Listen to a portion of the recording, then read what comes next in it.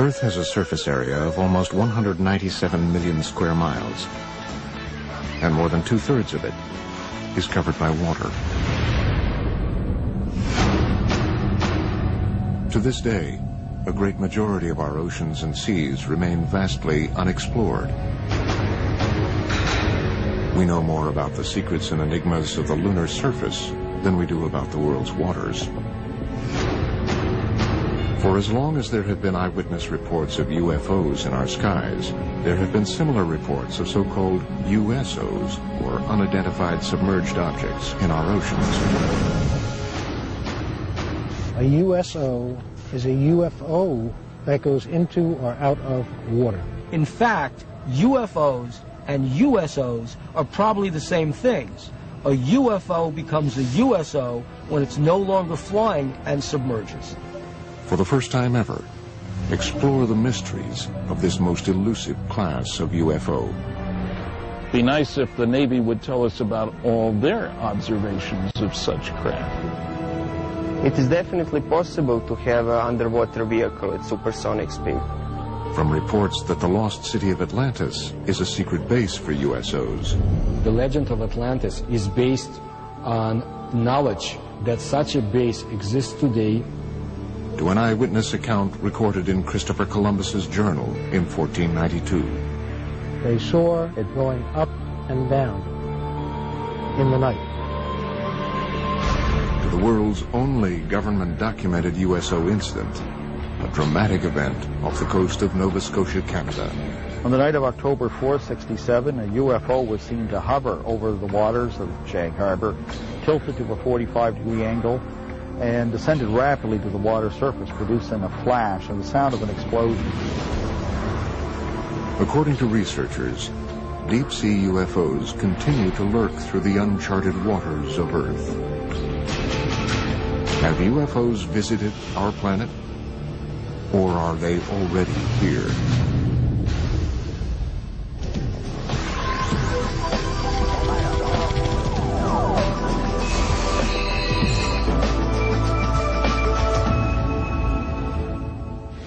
This is the Santa Catalina Channel, a 26-mile-wide stretch of the Pacific Ocean separating the city of Los Angeles from Catalina Island.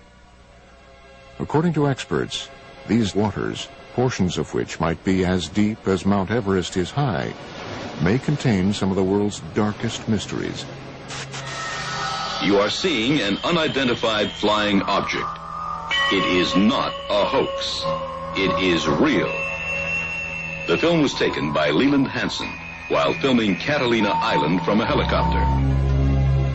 In recent years, escalating reports of unidentified submerged objects, or USOs, flying into and out of the channel have caused great concern to local residents and researchers. The whole area here is just a huge hotbed of UFO activity. I've uncovered probably 200-300 cases of UFOs flying over the mountains and over the water here. It's just a huge hotspot. Preston Dennett is the author of UFOs over California. He has been investigating USO activity in this area for almost 20 years. Actually, there was a huge wave of sightings over the Santa Monica mountain range on June 14th, 1992. The witnesses counted a total of about 200 objects. What's interesting about this case is these objects came from below. Normally when someone sees a UFO, it comes out of the sky like a star. They see a star-like object and it comes swooping down. These came from below to above. June 14th, 1992, 10:24 p.m.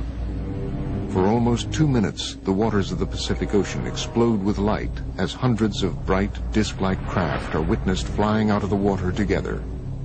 Similar to other reports of USOs exiting the water, these craft emerge from the Pacific in almost complete silence. They reportedly hover for a moment before bursting into space. Reports of this incident were phoned into local police departments as far away as Malibu. The following is an actual call that was placed on that day. Monster Sheriff Station. Did anyone report anything strange tonight? Can you be a little more specific? Strange lights? Yes. What exactly happened to you? I'm ashamed to tell you because I think you're going to think I'm crazy. We saw what we thought was a bright light up in the sky. Okay. We could hear, it wasn't a helicopter. I'm telling you, I have never been more frightened in my life. According to Dennett, the incident was also reported to the U.S. Coast Guard sector in Long Beach, which ultimately declined the search request. This 1992 event was the second in Los Angeles in 3 years.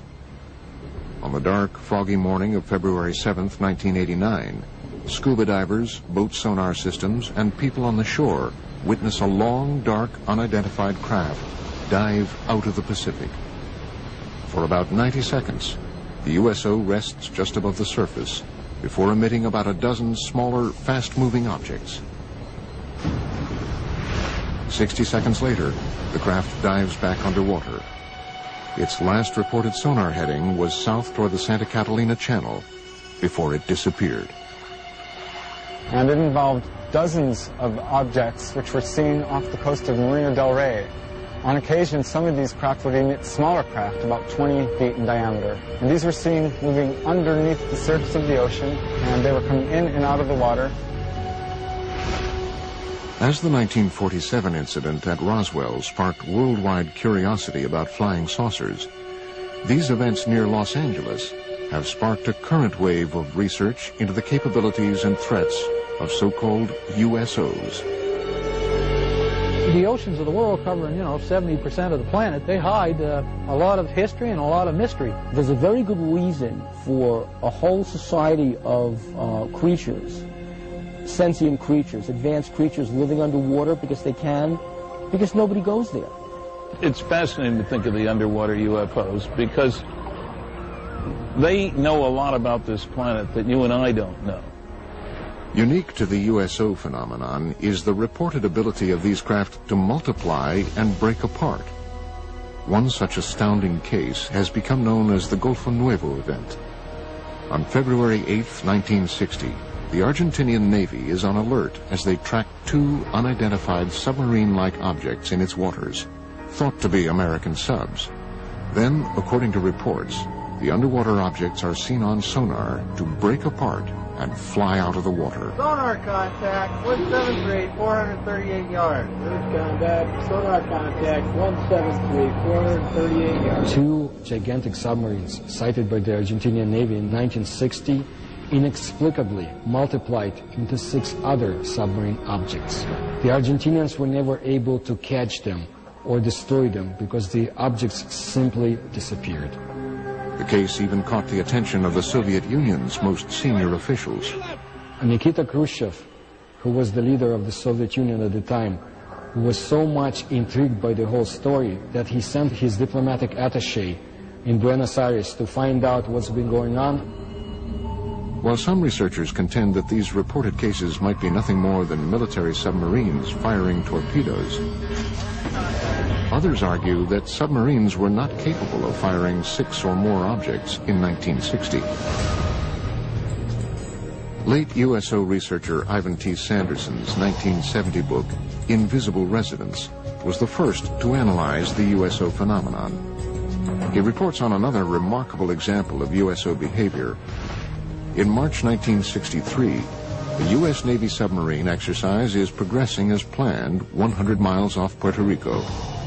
Suddenly, one Navy sub abruptly breaks from its assigned route after picking up an unidentified object traveling at speeds in excess of 150 knots.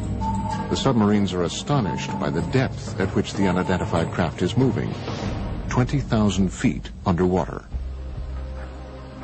It gave the acoustic signature of a single propeller type of motion through the water, and it was tracked at depths down to 20,000 feet, whereas a typical crush depth for a submarine would be 7,000 feet.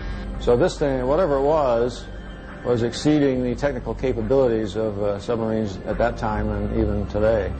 The vessel is tracked for almost 4 days by the entire carrier group.